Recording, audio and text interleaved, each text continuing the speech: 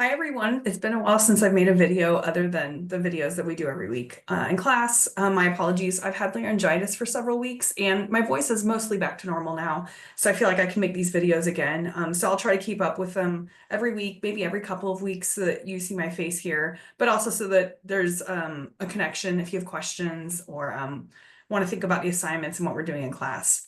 First, I've just graded all the climbing the legal ladder assignments, and I've left feedback for every single one of you. You did an awesome job on this. I was not sure if you would understand kind of the structure of these kinds of firms, like what kind of work they do and what partners do versus what associates do. But you all did a really good job of kind of figuring out this industry. It's a complicated industry. It's very weird. It's extremely competitive, as you could see from the pay structures. It's very high pay.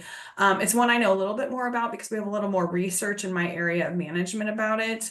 But it is, as you could see, it was very different from maybe the kinds of industries that you'll work in and the pay structures that you'll work under.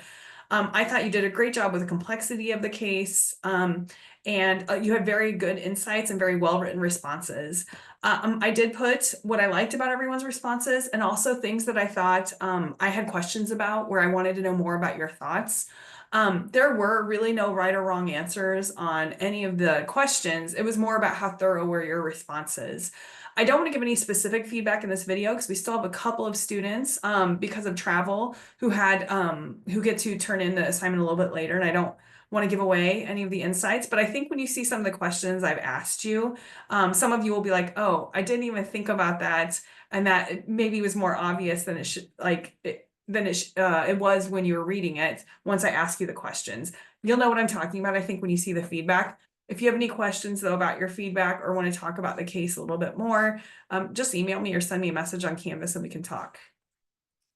Next, we have exam 2 next week. There we go.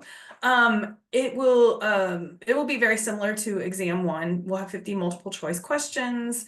It will be 75 minutes unless you have an accommodation. You can use your notes, the slide decks, and the textbook for the test, just like you could on exam 1. But I would ask you not to use artificial intelligence, the internet, especially search engines like Google, or asking anyone else questions while you're taking the test. You all won't have the same exact questions because I'll be using a question pool where I'm going to write like 120 questions and it will pull 50 of those. So you all won't have the same questions anyway if you were trying to work with each other. The study guide is now available in the modules in Canvas. Literally all I did was go through all of the notes outlines for every chapter that you could use optionally with each chapter, and then just wrote the topics down. I have not actually written the test yet. But when I do, I use the study guide. I compare my questions as I'm writing them to the study guide to make sure I'm only covering topics that are on the study guide. So if it's not on the study guide, it's not going to be on the test. If you have any questions though about exam 2, please let me know. I didn't include practice questions this time because it's similar to exam 1, but if you do have questions about specific content or how it might be covered on the test, you can send me an email or a message as well about that. The last 3 slides, I just have a few announcements that I've included in the modules. The announcements module at the very bottom of the modules page. Some of these may apply to you, some of them may not apply to you. I just want to make sure that you're aware of them since I just put them up this week. The first one here is the Women's Leadership Institute. I have never heard of this before, but it looks like a really interesting opportunity for those who are eligible to do it or might have the time to do it this summer. So my understanding is it's a leadership institute for women that will be 5 weeks on campus in late June and early July in Lawrence at the University of Kansas. And then after that, I think it's like 9 weeks of modules online that you'll be working through to extend what you learned on campus and then think more thoroughly about the theory of leadership. It's free for Kansas participants, but you do have to apply. The initial application deadline is December 1st.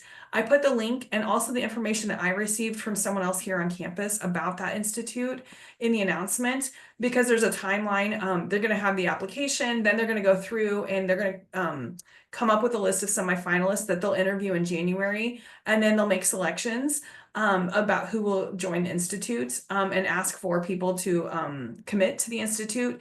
I think in February, maybe late January, February. So do look at that timeline if you're interested. If you have any questions, let me know. I can connect you with the person that told me about the announcement. And if she doesn't know the answers, whoever sent her the information is probably the person from this Leadership Institute that could answer your questions. The next thing, for those of you who are on campus or could come to Manhattan and would be interested, we're going to have an extravaganza fall fest. This sounds like a lot of fun, actually, for management and accounting students. And I'm going to be honest, we're not going to check if you're an accounting or management student. I assume most of you or all of you are management students in the system, but if you're not, it'll be fine. And what we're going to do is outside the business building, if you walk into the front entrance, on the very right side on the back, we have a whole patio. And they're going to set up some games, axe throwing. There's going to be a whole bunch of stuff going on there. They're also going to have free Chick-fil-A. So if you want some food, please come. You don't have to sign up or anything. You can RSVP. That's helpful for the food, but not required. Like if you show up, they'll be fine. It's going to be October 30th on Wednesday from 2 to 4 p.m. I would love to meet some of you that are only online. Unfortunately, I'm at a conference during that activity, so I won't be there.